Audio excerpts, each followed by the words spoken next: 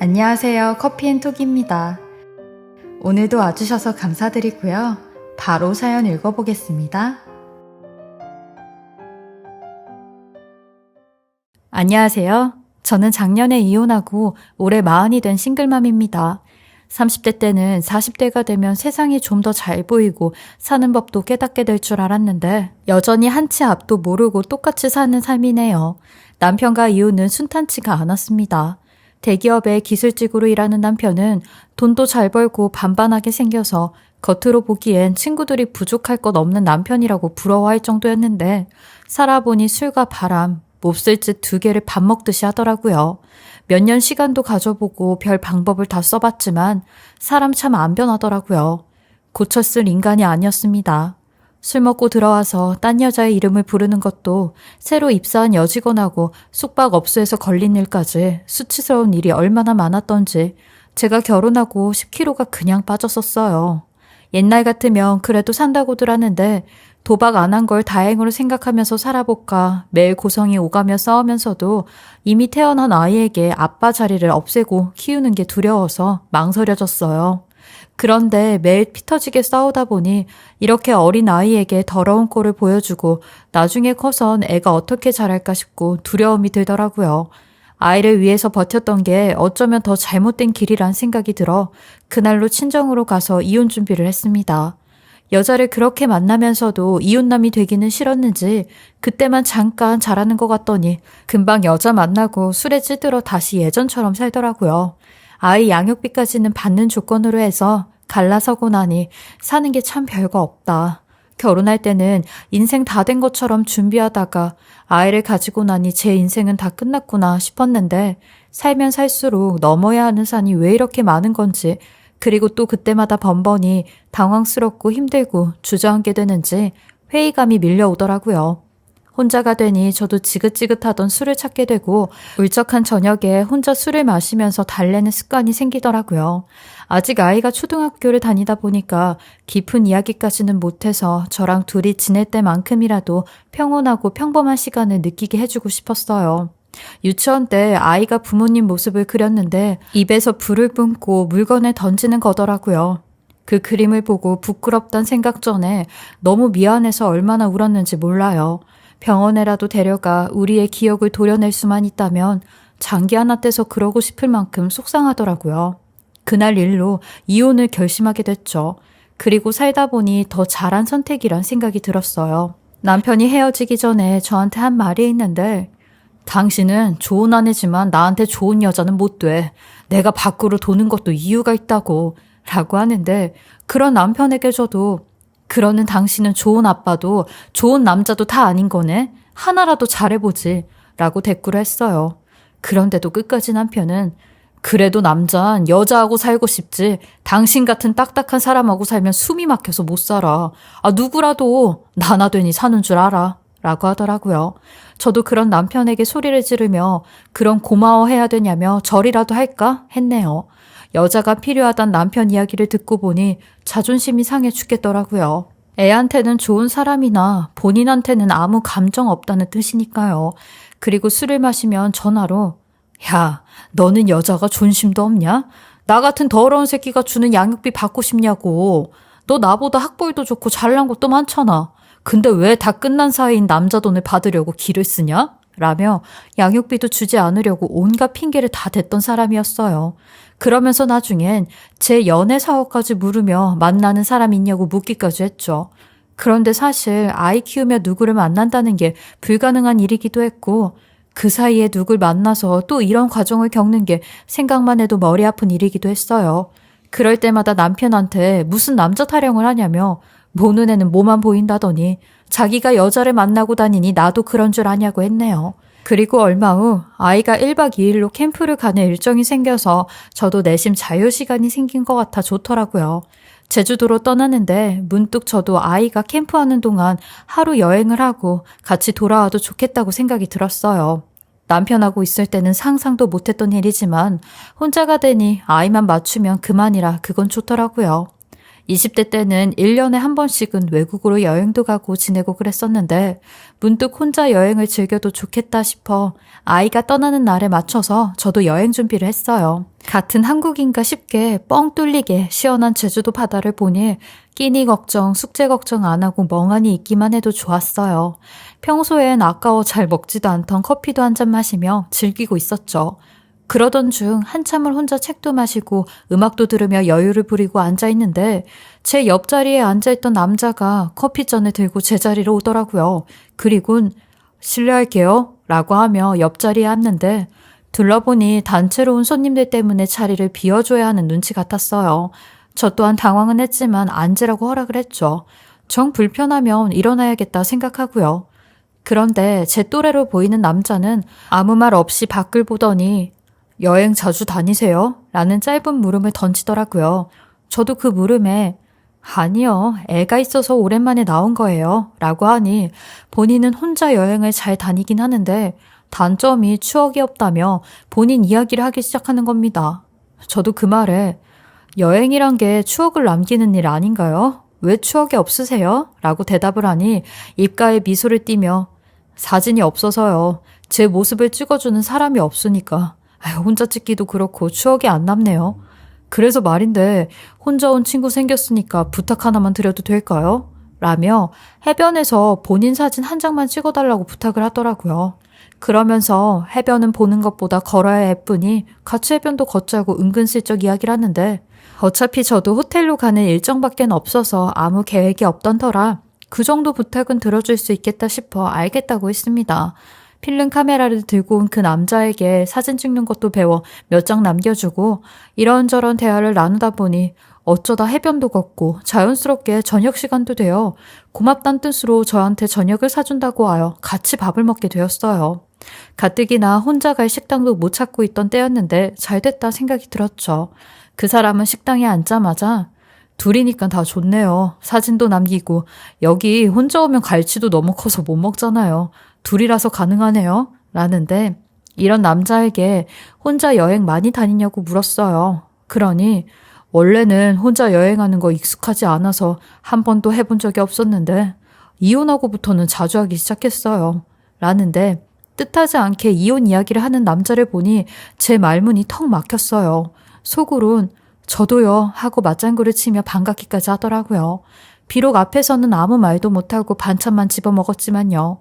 그 사람은 저에 대해선 아무것도 묻지 않고 자기 이야기만 조잘조잘 하는데 그런 상대방을 보니 저도 점점 마음이 편해졌어요. 알고 보니 나이 차이도 저와 1살밖에 나지 않고 공통점이 있어 그런지 더 빠르게 편해진 것 같았죠. 대화의 분위기가 무르익을 때쯤 저도 고백을 했어요. 사실 저도 이혼했어요. 라고요. 그러니 더 반갑네요. 이혼 동지라니 할 얘기가 더 많아지게 생겼는데요. 라며 은근히 농담도 잘하는 남자 때문에 웃으며 이야기를 주고받았어요. 부부 사이 일은 아무도 모른다지만 이렇게 말을 부드럽게 잘하고 성격 좋은 남자도 우리 남편처럼 자기 아내에겐 별로인 사람이었을까 궁금한 생각도 들고 남자로 보이진 않았어도 서로 말할 수 없는 비밀은 하나씩 쥐고 있는 사람들이니까 굳이 말하지 않아도 안다 싶었어요. 그날 맥주 몇 병을 나눠 마시면서 간만에 친구에게도 못한 속마음을 털어놓았죠. 일부러 이름과 나이 외엔 어디 사는지 뭐를 하는지 전혀 알려주지 않고 다시는 못 볼 사람이라 생각하니 도리어 주변에 아는 사람보다 제 이야기를 말하기 더 편한 상대더라고요. 혼자 지내면서 적적한 얘기도 하고 아이 키우면서 힘든 부분도 말하면서 간만에 마음에도 창문을 활짝 열어놓고 바람이 들게 해둔 것 같아서 속은 다 시원했어요. 그 남자도 여자아이를 키우고 있어서 고민이 많아 서로 아이들 이야기를 더하면서 고충을 나눴죠. 한참 얘기를 하다 보니 저녁이 돼서 그 사람은 제가 잡은 호텔로 숙소를 잡겠다고 해서 같이 호텔까지 왔어요. 즉흥적으로 온 거라고 하더니 정말 숙소도 안 알아보고 온 것 같더라고요. 막상 들어가려고 하니 그 사람이 먼저 괜찮으시면 한 잔 더 하실래요? 적당히 마시면 잠이 잘 안 오더라고요. 왠지 오랜만에 옛날 친구를 만난 것 같아서요. 라는 말에 저는 화들짝 놀라 방에서요? 죄송해요. 제가 술을 잘 못해요. 라며 은연중에 거절을 했죠. 그러니 그 남자도 웃으며 아니요. 1층 로비에 마실 수 있는 곳이 있어서 거기서 한 잔 더 했으면 했거든요. 아이고, 제가 실수한 건 아니죠? 라는 말에 그런 건 아니고 단지 피곤해서 그런 거라며 먼저 올라가 보겠다고 하니 그 남자도 마음 바뀌면 내려오라는 말을 하곤 1층 로비에 있는 바로 가더라고요. 그 말을 듣곤 방에 들어와서 정리를 하는데 제가 방에서 단둘이 마시는 상상을 한 탓에 예민하게 반응을 한 게 미안해져 잠도 잘 안 오더라고요. 망설이다 옷을 갈아입고 다시 1층에 갔더니 아니나 다를까 처량하게 혼자 마시고 있는데 그 뒷모습을 보니 가끔 저녁에 거울에 비치는 제 모습과 닮아서 하루라도 친구가 되어주자 생각을 하고 갔어요. 그리고 그 사람 옆으로 쓱 가니 그 사람은 절 보자마자 반색을 하며 안 그래도 혼자 먹으려니까 재미가 없어서 가려던 참이었는데 의리 있게 와줬네요 라며 좋아라 하더라고요. 그래서 저도 피곤해서 잠도 잘 안 오고 저 혼자 술 마실 때가 생각나서 왔어요 라고 하는데 갑자기 그 남자가 맥주밖에 못 시키니까 맥주로 시킬까요? 라고 하는 겁니다. 그 말에 그걸 어떻게 알았냐고 했어요. 그러니 약간 당황을 하며 아니 그냥 느낌이 아까 맥주 마셔서요 라고 하는데 맥주밖에 못 마시는 제 취향을 어떻게 알았는지 느낌으로 맞췄다 하는 말에 선무당이네 싶었고 별 생각 없이 맥주 한 병을 더 시켜서 마시다가 얼마 뒤 아이에게 전화가 왔길래 전화를 받고 다시 와서 자리에 앉았는데 그 사람이 절 보자마자 캠핑 재밌대요. 시온이 오랜만에 신났겠네. 라고 하는 겁니다. 술에 취한 남자 입에서 나온 이야기를 듣곤 등골이 서늘해졌습니다. 아까도 말했다시피 저는 일부러 이 남자에게 이름 외에 사는 곳이나 아이 이름 같은 건 절대 말하지 않았었는데 말한 적도 없는 캠핑부터 이름까지 모두 다 알고 있다는 게 수상했던 거였죠. 그 말에 오만 가지 생각이 다 들었습니다. 대체 이 사람 나한테 의도적으로 접근을 하는 사람인가? 내가 그럴 만한 사람인가? 라는 별의별 생각이 다 들었죠. 그리고 그 뒤로 이 남자의 행동이 다 미심쩍게 느껴졌어요. 갑자기 제게 술을 권하며 칵테일 한잔 해요. 제가 정말 맛있는 한 잔 대접할게요. 라는데 저는 바짝 예민해져 거절을 했어요. 설마 술에다 뭐라도 탔을까 싶어 덜컥 겁이 났거든요. 그리곤 또 얼마 안 돼 술 기운에 저에 대한 이런저런 걸 말하기 시작하는데 그 말을 듣곤 확신이 들었습니다. 누군가 제 정보를 흘려줬고 일부러 접근했던 사실을 직감적으로 알 것 같았죠. 그래서 저도 일부러 더 적극적으로 행동을 해봤어요. 분명히 이 남자의 목표는 저와 단 둘이 방에 들어가서 오해를 사는 일일 거란 생각이 들었거든요. 저는 그 생각을 하자마자 바로 여기 약간 춥지 않아요? 제 방에 가서 마무리할까요? 같이 올라가요. 라고 하니 그 남자는 음흉한 미소를 보이며 순순히 제 말에 고개를 끄덕이는데 그 모습을 보니 이 남자가 무슨 속셈이 있구나 싶었어요. 게다가 이 말이 끝나니 본인이 더 적극적으로 절 따라 방으로 가는데 그 모습에 이 뒤에 누가 있는지 알아야겠다는 생각뿐이었죠.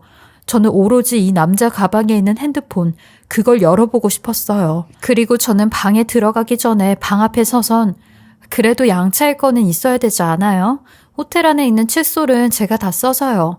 짐은 챙겨서 제가 방에 가지고 가 있을 테니까 다녀와요. 라고 하니 그 남자 또한 예상치도 않게 일이 술술 풀려 좋은지 취기에 벌겋게 달아오른 얼굴을 하곤 신나서 저한테 가방을 맡기고 가더군요.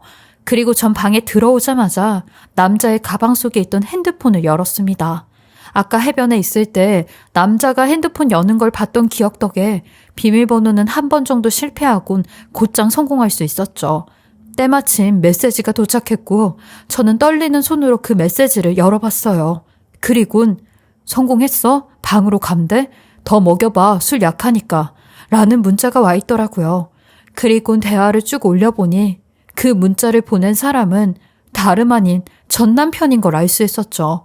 전 남편은 어떻게든 남자 문제로 아이 양육비를 주기 싫어 발버둥을 치는 내용의 문자가 한가득이었고 이 남자에게 돈까지 쥐어주며 저를 꼬셔보라고 사주를 했던 거였습니다. 사실 아이 이름이 나왔을 때부터 바로 떠오르긴 했지만 설마 했어요. 전 남편은 자기가 바람 피워 이혼을 하고 그마저도 제 탓을 하더니 별짓을 다 하는구나 싶었죠. 정말 지긋지긋하고 치사한 이 인간의 수작에 헛웃음이 터졌네요. 그리고 저도 이 인간 속 좁은 짓에 복수를 하고 싶어서 그 문자에 답을 보냈죠. 성공이 코앞인데 돈이 문제예요. 라고 했어요. 그러니 곧바로 왜 얼마가 필요한데? 라는 말에 스위트룸 잡자는데 여기가 비싸서 200 정도 들어요. 이체 부탁드려요. 라고 했고 전 남편은 지금 당장 보낼 테니까 성공해. 그리고 사진은 꼭 남기고 라는 답을 받았습니다. 그리고 때마침 제 방으로 온 남자가 배를 누르기 시작했고 저는 그 인간도 문 밖에 세워도 이야기를 시작했죠. 너 우리 애 이름까지 슬슬 말하더니 전 남편이 보낸 사람이네. 나를 제대로 꼬시려면 실수는 하지 말아야지. 술 취해서 네가 네 입으로 실수를 하면 어떡하니? 아니면 나보다 술을 더 잘 마시던가. 나 당장 경찰 불러서 바로 당신 신고할 거야. 라고 하니 그 남자도 본인은 아무것도 모른다며 한 번만 용서를 해달라고 하는데 아무것도 모르는데 호텔방에서 사진 찍을 생각까지 하냐고 했어요. 네가 전 남편이랑 문자 주고받은 거 다 봤다며 이런 범죄로 잡혀가면 몇 년 사는지 아냐고 했죠. 그러니 문 밖에서 잘못했다며 무릎을 꿇고 사과를 하기 시작하는데 본인이 다 말을 한다며 대화를 좀 나누자고 하는 겁니다. 그래서 저도 이 인간한테 돈 어느 계좌로 받아? 지금 바로 말해 라고 했어요. 그리고 남편이 보낸 200만 원을 저한테 바로 보내라고 한 뒤 그 남자에게 핸드폰을 집어던지며 이렇게 살지 말라고 했네요. 그리고 그 인간한테는 내가 연락할 테니 이 시간 이후로 연락하지 말라고 했어요. 그렇게 저는 그 다음날 돈 200만 원을 인출해 그 돈을 사진으로 찍어 전 남편에게 보냈어요. 그리곤 돈 잘 쓸게. 맘 같아서 니네 둘 다 경찰에 신고해서 콩밥 먹이고 싶었는데 200으로 끝낸 걸 고맙게 생각해. 라고 문자를 보냈어요. 그러니 전 남편은 읽고서도 답장을 못 하더라고요. 속이 얼마나 끓고 있을지 안 봐도 훤히 그려졌어요. 아빠로서 당연히 해줘야 할 일인데 이 돈이 아까워서 남자를 붙이려고 했던 전 남편에게 치가 떨렸어요. 그리고 그 말도 했네요. 내가 재혼한다고 해도 양육비는 계속 받을 수 있으니 허튼 짓거리 좀 하지 말라고요. 그렇게 저는 이혼을 하고도 아이가 성인이 될 때까지는 이런 놈과 싸워야 한다는 게 너무 괴롭다 생각했어요. 그리고 더 강해져야겠다는 생각이 들었죠. 이번 일을 계기로 또 한 번 느꼈어요. 저처럼 이혼하고도 전 남편과 얽힌 문제로 복잡한 일을 겪는 분들이 많을 거라 생각이 드는데요. 혼자서 아이 키우는 이 시대의 싱글맘, 싱글대디분들 힘드시더라도 우리 아이에게는 하나뿐인 부모란 사실 잊지 마시고 씩씩하게 지내시길 응원하겠습니다. 제 긴 이야기 들어주시고 읽어주셔서 감사합니다. 지금까지 커피앤톡이었습니다. 오늘도 끝까지 함께 해주셔서 감사하고요. 저는 다음 영상으로 또 찾아뵙겠습니다.